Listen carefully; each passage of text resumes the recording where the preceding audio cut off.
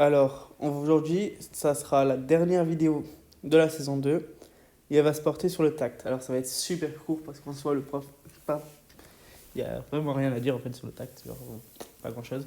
Mais du coup, je vais vous présenter d'autres structures un peu vite fait qui pourraient être sympas et au moins comme ça pourra vous permettre à visualiser. Et on parlera aussi vite fait de.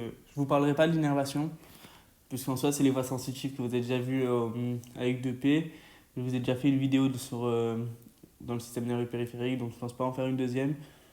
Voilà. Après, si vous avez toujours des questions, n'hésitez pas à aller sur le faux quoi. Mais pour le moment, je ne pense pas que ça soit très intéressant d'en refaire une. Du coup, qu'est-ce que c'est que ce truc? Ce truc, en fait, c'est juste de la peau qu'on a zoomé. Donc, qu'est-ce qu'on voit? On voit les poils. Ok? Qu'est-ce que c'est ça? Ça, c'est la couche cornée. Vous savez que la peau a plusieurs couches histologiques. Donc, ici, on a la couche cornée. Ici, on a la couche épineuse. Là, je ne sais pas du tout ce que c'est, mais la couche épineuse et la couche basale. Ok? La couche basale sépare l'épiderme, qui est donc ici, du derme. D'accord? Et ensuite, on a l'hypoderme. D'accord? Voilà. Qu'est-ce qu'on retrouve au niveau du derme? Au niveau du derme, on a tout un tas de trucs. Donc on va avoir ici qui est la racine du poil, avec là une grande glande qui est la glande sébacée et qui produit le sébum. C'est ça en fait qui nous rend dégueulasse, qu'on a plein de pourritures de partout et qu'on a envie de pleurer quand il est énorme et qu'on ne voit que ça. Donc ça, c'est au niveau de la base du poil. Ensuite, ce canal ici, c'est la glande sudoripare. C'est ça qui nous permet de transpirer. D'accord? Pour évacuer l'eau. Ça, c'est les corpuscules de Meissner et les corpuscules de Pacini. Ok? C'est eux en fait qui vont permettre le tact, en gros. Quand vous allez toucher la peau, bien évidemment, c'est des trucs sensibles, mais fois 1000, genre. Hein. Même c'est pour ça que vous sentez un effleurement, la brise du vent qui vous caresse les cheveux et tout, genre. Bref.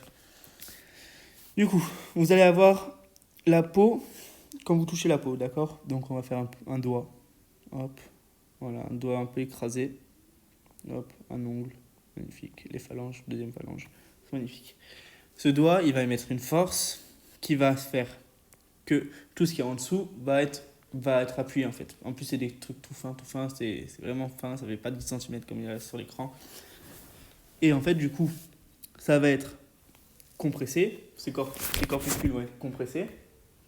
Et en fait, ce sont des organites qui fonctionnent selon la mécanique, d'accord?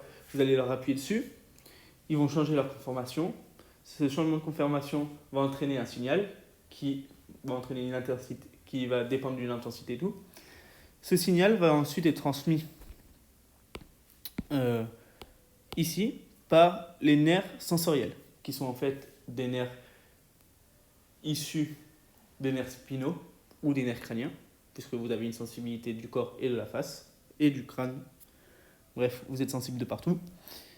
Ces nerfs sensoriels vont ensuite retourner aux nerfs respectifs, qui vont ensuite être analysés, qui vont ensuite soit passer par la moelle si c'est les spinaux, soit par le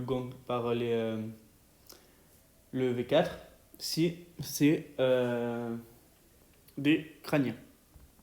Voilà. C'est tout ce qu'il faut savoir. Et qu'est-ce que je voulais vous dire aussi d'autre? Voilà. Hein. Je voulais juste vous montrer ça aussi. Reparler. Ça, c'est quoi? Ah oui, ça c'est le muscle horripilateur. En gros, vous voyez, vous avez un petit muscle lisse ici. Et en gros, quand vous avez la chair de poule, il va se contracter et faire redresser le poil. C'est ça. C'est quand quelque chose vous horripile. En gros, c'est quand vous avez la chair de poule.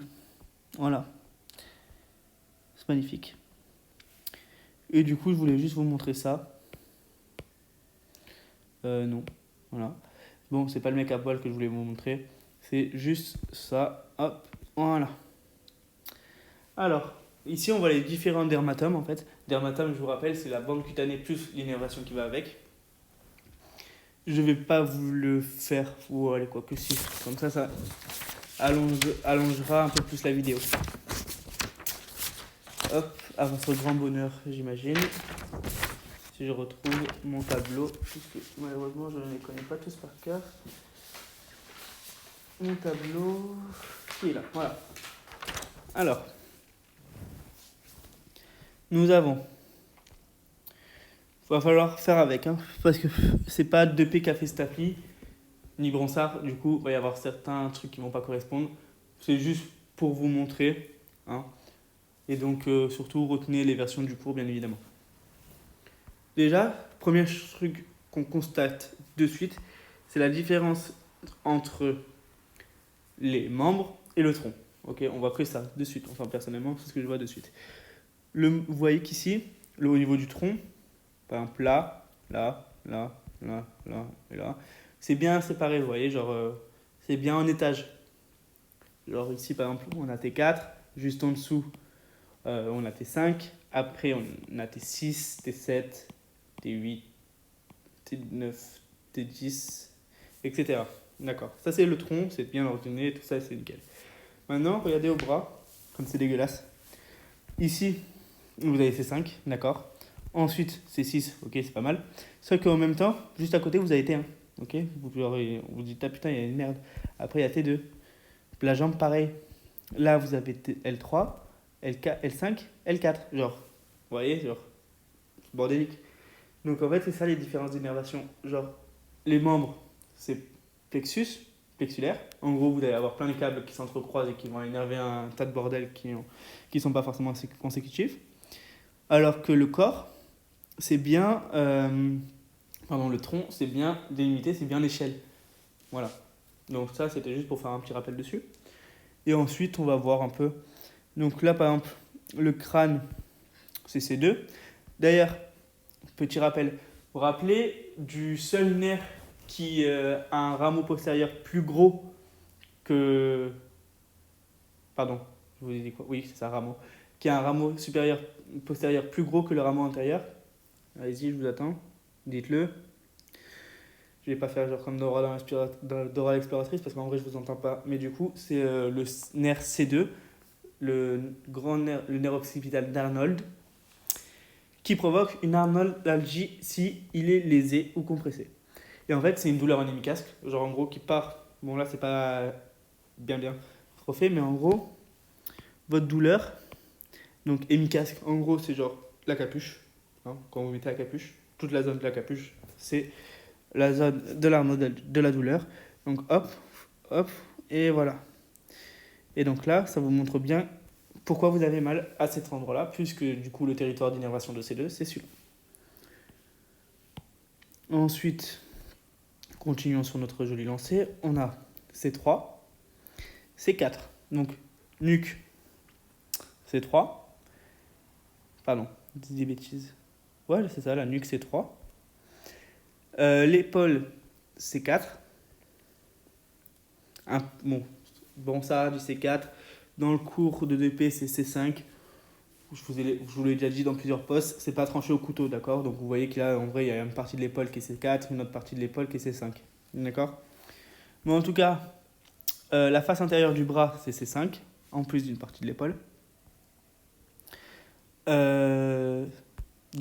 Ensuite, l'avant-bras jusqu'au pouce et le premier doigt et l'index, c'est C6. Le majeur, c'est C7. T1, c'est l'avant-bras, l'autre partie de l'avant-bras. Et après, là, ils l'ont un peu trop descendu, mais en gros, jusqu'à l'aisselle, ok. L'aisselle, c'est T2. Là, on a T3. Le mamelon, T4, enfin, la zone au-dessus du mamelon, T4. Et vous avez, c'est pour ça qu'on hésite entre T4 et T5. Je crois qu'on vous dit T4, si je ne me trompe pas. Ouais, pour moi c'était 4. Donc de toute façon ils vous feront pas de piège dessus. Ils vous diront par exemple T5 ou s'ils veulent vous faire un chaise, ils vous mettront T12. Voilà. Donc pas de piège bâtard à ce moment-là. Voilà. Ensuite T6, Bah, en gros, là-bas, c'est le tronc, en fait, on va pas se faire chier. Le nombril, voilà, c'était 10. Ok, dans le cours, René a marqué T8. Non, c'était 10. Hein, je l'ai mis dans les errata, donc T8. Et T6, vous voyez, ici, en fait, en gros, je vous fais hop. Regardez-moi ce talent. Hop, là, on a hop, le sternum avec l'appendice xiphoïde qui est donc innervé par T6. Voilà. Ensuite, qu'est-ce qu'on va avoir de beau? Pli de laine, c'est L1. La face interne de la cuisse, c'est L2, L3. Ouais, L2, L3, on va dire ça. Hein. La face latérale de la jambe, ici, c'est L5. La face antéromédiale de la jambe, c'est L4. Et le talon et la surface du pied, disons S1, tu vois. Enfin, la partie supérieure du pied, disons S5, S1.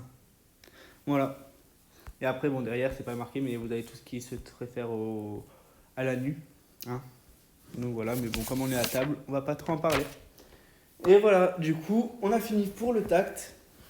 Et donc, pour tous les organes des sens, j'espère que ces vidéos vous auront plu. N'hésitez pas à nous envoyer des messages, soit sur le forum, soit en MP.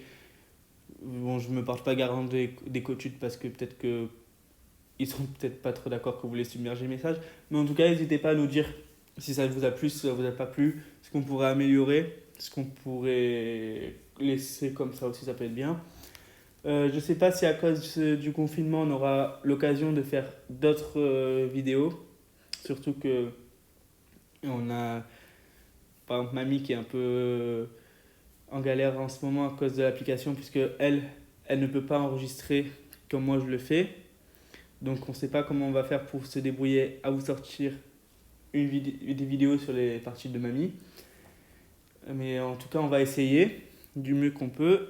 J'espère que ce confinement, ça ne vous a pas été trop désagréable, même si je pense que si. Mais en tout cas, les gars, vous y êtes bientôt. C'est bientôt fini. Donc, c'est pas le moment de lâcher. Donnez tout. Et de toute façon, quoi qu'il arrive, dites-vous que vous avez donné le meilleur de vous-même. Et que c'est juste que... Bah... Que vous avez... Faut juste pas avoir de regrets. Je pense que vous avez donné toute l'année. Et je vous souhaite le meilleur à tous. Du coup... On se voit pour une saison 3, je l'espère. À bientôt les gars.